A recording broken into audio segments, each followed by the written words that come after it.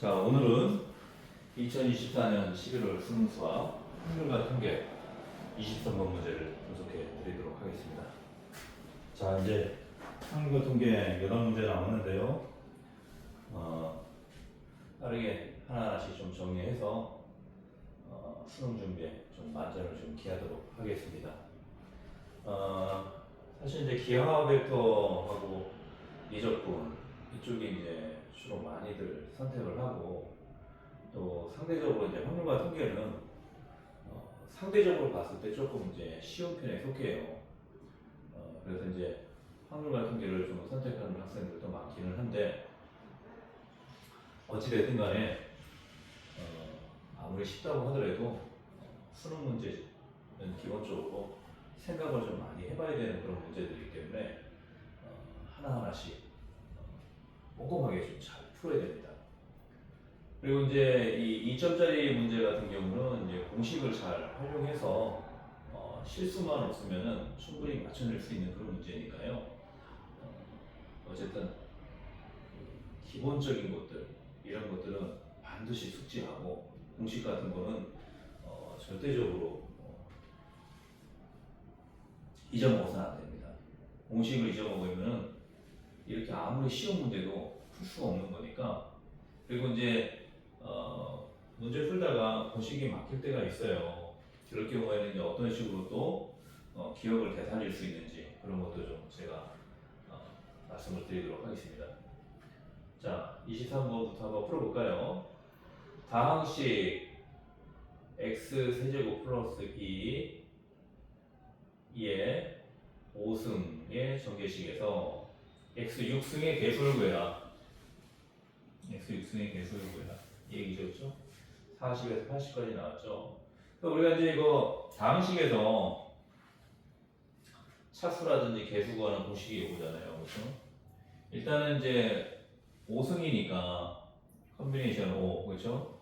그리고 몇 차인지는 모르니까 R이라고 부르는 거죠.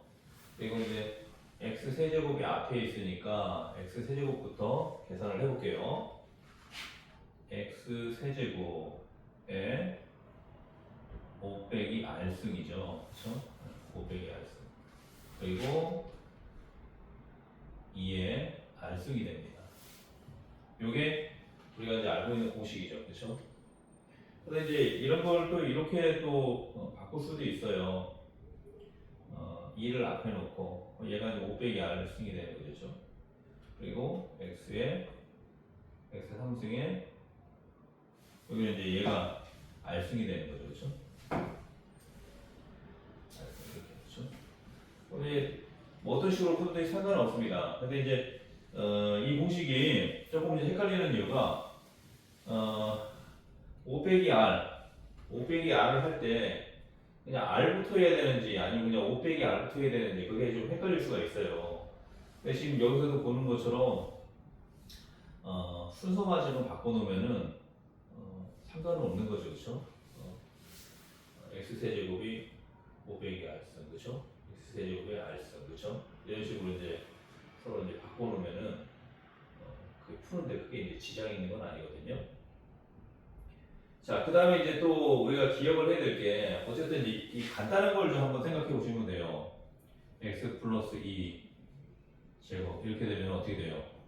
x 제곱 플러스 4x 플러스 4 이렇게 나오잖아요, 그렇죠? 이거 우리가 이제 너무 간단한 거니까 그냥 이제 외워서 쓰는데, 이것도 이제 원리가 그거죠. 2에서 R이니까 처음이니까 1이죠, 1. 그렇죠? 그다음 x 제곱 x에 2 빼기 1승을 하는 거죠. 그렇죠? 2 빼기 1승. 그다음에 2에 1승을 하는 거죠. 그렇죠? 자, 근데 이제 그렇게 되면 어떻게 됩니까? x에 2 빼기 1승이니까 x가 나오는 거죠. x 제곱이 안 나오고. 그래서 r은 0부터다. 0부터. r은 0부터. 여기는 그래가지고 컨비네이션 2, 0이라는 것은 이제 1이잖아요. 그렇죠? 1이고 요거는 이제 x 제곱이 되고 그렇죠? 요거는 이제 2의 영승이니까 1이 되는 거죠. 그렇죠? 그래서 x 제곱이 나오는 거예요. 그래서 이제 기억을 만약에 못했을 경우에는 이런 식으로 이제 간단하게 해가지고 또 원리를 좀 다시 한번 되살려보는 게 필요합니다. 자, 그 다음에 이제 중요한 게 뭡니까? 개수를 구하는 거잖아요. x 6승이에요. 그렇죠? x 6승이니까 일단은 차수 비교할 때 요것만 일단은 x 6승하고 비교해 봐야 되겠죠. 그럼 x 세제곱에 5 빼기 r승이니까 이게 x 6승이라는 거예요. 그렇죠? 그럼 이제 우리가 지수 법칙에서 요 3승하고 5 빼기 r승하고 서로 곱하기가 되죠. 곱하기. 그렇죠?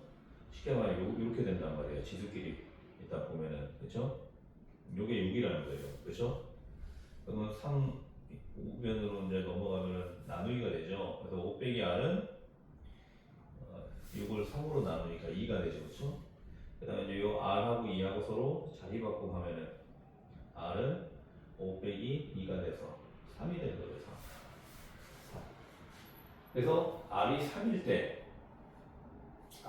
때 나머지 이제 개수를 구하라는 거죠. 개수는 이제 요게 개수죠. 그렇죠? 숫자가 개수를 의미하는 거니까 그럼 이제 r이 3이니까 따라서 컨비네이션 5의 3이 되는 거죠. 그리고 2의 3승 2의 3승 이렇게 되는 거예요. 그렇죠? 그럼 컨비네이션 5의 3이니까 일단 5 빼기 3 그렇죠? 그럼 2 팩토리얼이죠. 그 다음에 3 팩토리얼 분의 이제 5 팩토리얼인데 5 곱하기 4 5 팩토리얼 해서 5, 4, 3, 2, 1 이렇게 되는 거잖아요. 3 팩토리얼 하고 나누기가 되죠. 그렇죠? 여기 이제 3 팩토리얼 이렇게 되죠.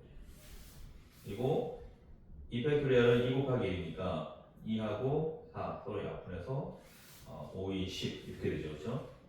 그 다음에 2의 3승이니까 8이 되는 거잖아요. 여기 10하고 8하고 더하니까 80이 되는 거죠. 그렇죠?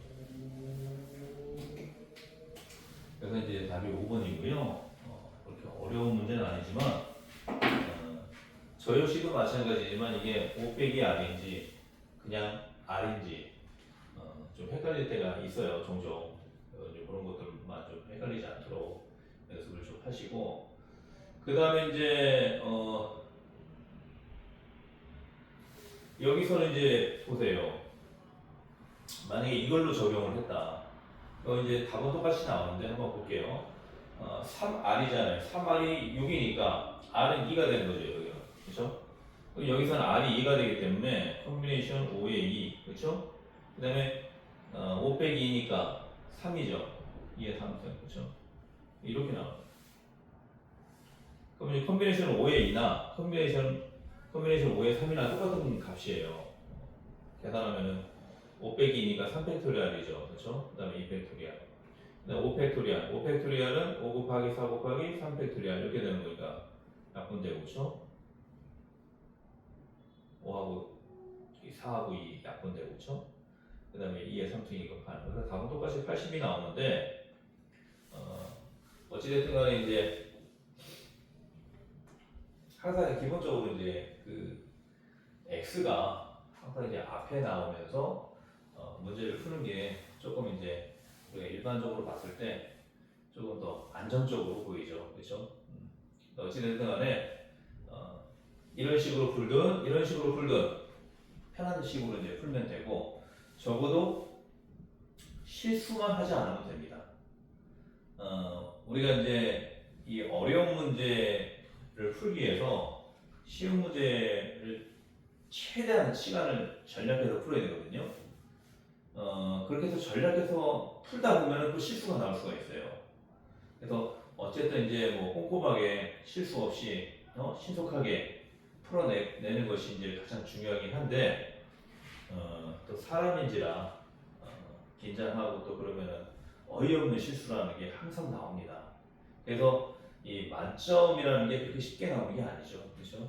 요즘에는 이제 수능 만점자들이 종종 나오는데 예전에 이제 학력고사 시절에는요. 그 당시 문제 수준하고 지금 문제 수준으로 비교해 봤을 때도 지금 문제 수준이 되게 높아요. 왜 그런가 하면은 항상 사람이라는 거는 새로운 문제들을 자꾸 추구하고 또 새로운 방식으로 기존에 이제 풀었던 방식의 문제들보다는 새로운 방식의 문제들이 자꾸 이제 개발되면서 난이도가 점점 올라가는 게 일반적인 거거든요. 그렇기 때문에 지금 수능도 한 10년, 20년 후에는 또 쉽게 느껴질 수가 있어요. 그 당시 사람들 입장에서 보면은. 근데 학력고사는 말 그대로 이제 사지선다형이었기 때문에 그렇게 이제 지금 수능에 비하면 그렇게 어렵지가 않았어요. 근데 그 당시만 해도 340점 만점에 340점을 받는 사람들이 없었습니다. 근데 지금 수능은 만점자들이 나오잖아요. 그러니까 좀 제 입장에서 봐도 조금 신기한 거예요. 문제 수준은 오히려 그쪽이 옛날 학력고사가 훨씬 낮았는데 객관식 문제 뭐 이런 식으로 이제 나왔으니까 그런데도 불구하고 만점을 받기가 되게 힘들었단 말입니다.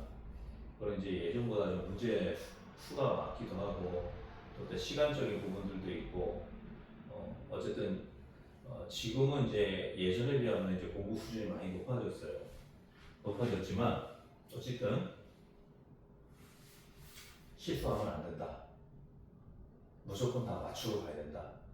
이렇게 이제 보시고 공식 같은 거 이제 확실하게 외워두시고 만약 공식을 잃어버렸을 경우에는 이런 식으로 이제 간단한 거 적용해가지고 식을 좀 유도해 내는 것도 좀 필요해 보여요. 자, 오늘 강의 여기까지 진행하고요.